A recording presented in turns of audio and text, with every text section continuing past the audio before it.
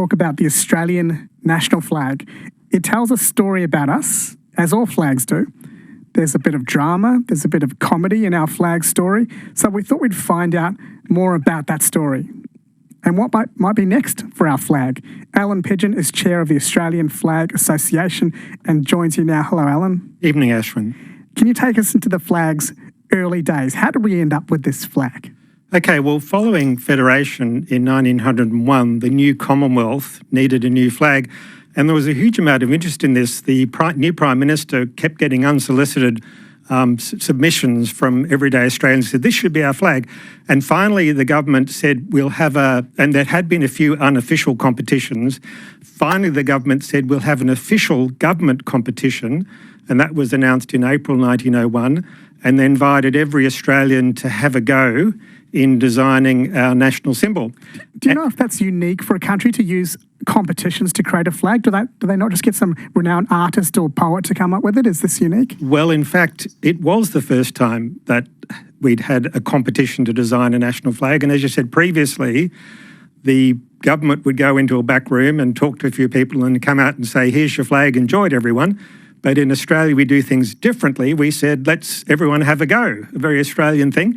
And 1% of the Australian population at the time responded to the call and entered the competition. How many entries is that? That's nearly 33,000. And if you equate it to our population today, it would be over 200,000, getting close to 230,000. I suppose because these people know they're going to be seeing it every sporting game and function, so they wanted to get it right. There was a huge amount of enthusiasm for this, for the new country, and for the honour of designing a symbol. To be fair, there was also a prize, a cash prize, which was a total of £200, part provided by the Commonwealth and part provided by other commercial organisations.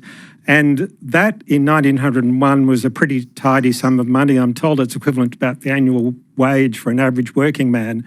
So there was a little bit of incentive as well. You've got to pay for, if you want quality, you've got to put out the money. So what kind of entries did people get? Did people put in? Well, I read one book that said that entries portrayed every aspect of Australian flora and fauna, sometimes all at once.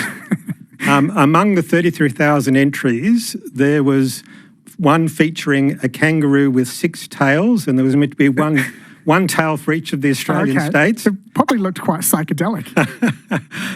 There was a flag featuring animals playing cricket with a winged cricket ball, which might have been handy for the Australian team at Lord's. Like a Greek sort of flying into the sun, Icarus kind of a situation. Or maybe a Harry Potter. Okay, yes, that's right. Ahead of its time. There was the one that really intrigued me, though, and I haven't seen a picture of it, was described as a flag that had a kangaroo firing a shotgun through the stars of the Southern Cross. Oh, God. So it's lucky we had quite sensible authorities at the time.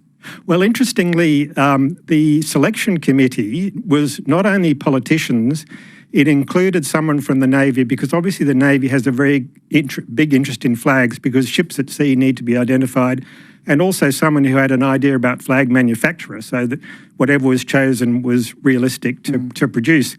And after conferring, all the entries were displayed at the Royal Exhibition Building in Melbourne, and it took a long time, obviously, and there was a range of sizes from a postage stamp to a huge banner. And every entry was made anonymous with a code, which was probably a sensible precaution because there was a rumour that a couple of state governors had put in entries, but they weren't given any favouritism. It was all judged on its merits. And at the end of the time, after the judging, on the 3rd of September 1901, the chosen design was raised on the flagpole above the Royal Exhibition Building in Melbourne. And it's the design that we know it today, with just a couple of very minor variations. Who judged it? As I say, there was a committee that included some politicians, someone from the Navy, and someone who had some knowledge. Oh, that's right. Yeah, you mentioned that. Because I was wondering, sometimes when they run competitions now and the public gets to decide a new name of a boat, it's always Boaty McBoatface. But you don't want the mob to decide these kind of things. You need a little bit of refinement for this decision. Yeah. Well, yes, as I say, there was quite a bit of work went into it. It took them some months to sort of complete the competition and to do the judging.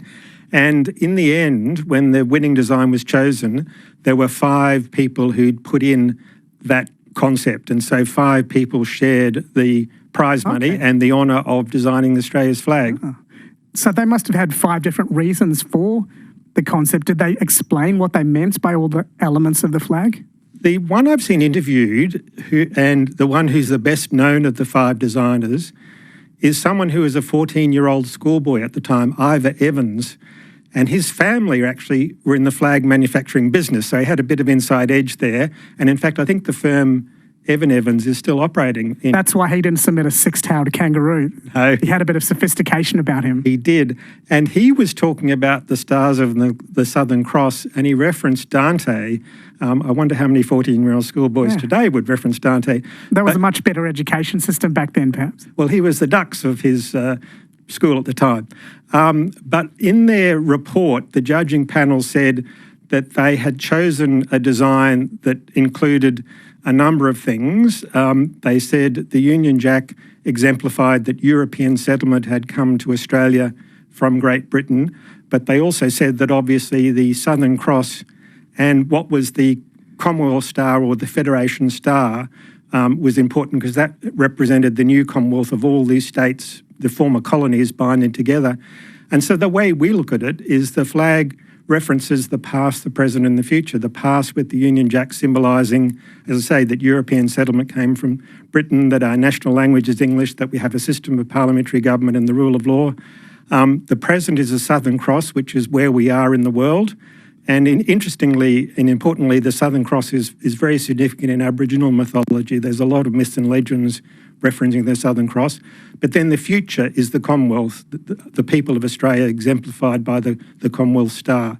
And as I said, the slight change is that originally the Commonwealth Star had 6 points, but then in 1911, I think it was, a 7th point was added to reflect the Australian territories. So not only the Australian Capital Territory, the Northern Territory, but also our external territories into Antarctica and other places.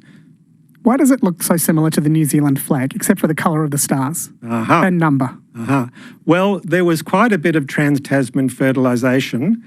I have to confess that one of the 5 winners was actually a captain in the Union Steamship Company from New Zealand. Oh, okay. So it's like the Pavlova Wars all over again. Who came up with the Australian flag design? Yeah, but we'd have to say that we adopted ours officially first. Okay. So I suppose we could say we shared it, the concept with New Zealand. I think I heard a comedian say that the New Zealand flag is the Australian flag with the stars coloured in. I think he was just being a bit mocking about it, but very good flag system that we've got there. I think they're quite beautiful flags and they have restraint about them. When I first look at the Australian flag and I compare it to some of the others, it feels quite nature focused. The centerpiece of the flag is the Southern Cross to me when I look at it. Like the Japanese flag, the red circle representing the sun. It's almost like nature really matters to those people and they're looking out. Whereas the American flag, the 50 stars for each of the states, the 13 red, white stripes for each of the initial colonies, it's more about the people and what they did and their nature, whereas the Aussie flag is looking at the skies and the Japanese flag is looking at the sun. Do you think it reveals something about the people, the way the flag looks? I think the design does reflect that, and people often say that the blue represents the oceans, perhaps in Australia being an island continent. But I suppose what's more important is the way it was chosen. That says a lot about Australia. As I said, no one else had thought of having an open competition and inviting every citizen to have a go at designing the national symbol. And so it is a unique story that is the way ours was the first ever chosen in that way. And it's the only national flag that flies over an entire continent as well. You're listening to Allan Pidgeon right now, who's the chair of the Australian Flag Association. Where are we going with our flag? If we become a republic, will we just take off the Union Jack or will we completely redesign it? Well, we say that because the Australian flag was chosen by Australians for Australians, it should be an enduring symbol regardless of changes to the system of government. And I suppose that's the thing about flags. If you change the flag every time the country changes, you'd be running a new flag up the flagpole every year or something. So I think people like the sense that this is something that's been adopted to represent Australia, and it has flown in good times and in bad since 1901. Interestingly, there is very strong popular support, according to opinion polls, for our flag.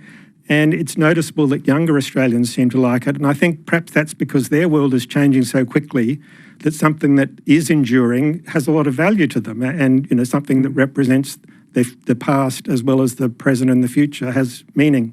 Do you think our proximity to the First and Second World War also gives the flag a certain value to people, which means that it feels a bit sacred because of that close proximity? It does have significance in the fact that it's flown not only in military conflicts, but I think one of the first times it was flown overseas after the design was chosen in 1901 was over Breaker-Morant's grave in South Africa. So it has, a very strong association with the military. The Australian Army is the guardian, the protector of the flag. But yes, it has been representative of us in different conflicts and when Australia was under challenge. What are the rules around use of the flag and any protocols? We do get a lot of queries about this. There is no law about how the flag should be treated. It's more custom and convention, but it is the symbol of the nation, so it should be treated appropriately with proper respect. One query we're often asked is how do you fly it if you're flying it with other flags? And the protocol is that if you fly it in front of a building, as you're facing the building, the Australian flag should be on the left, which is the position of honour, and then other countries' flags or other people's flags, as we call the Aboriginal flag or the Torres Strait Islander flag, should be to the right of it. The other thing some people say is, are you entitled to have an Australian flag at a funeral over a coffin? And the answer is any citizen is entitled to use that. And that reflects the fact that over the years, the flag has become embraced. In the early days, the Commonwealth government said, no, this is the official flag. It's for use only by the Commonwealth government at official institutions and by the armed forces, etc. And so Australian citizens who wanted to fly the flag started flying the red ensign, the merchant flag, the Navy flag. And in the 1930s and the 1940s, there was quite a bit of conflict about Australian citizens wanting to fly the national flag.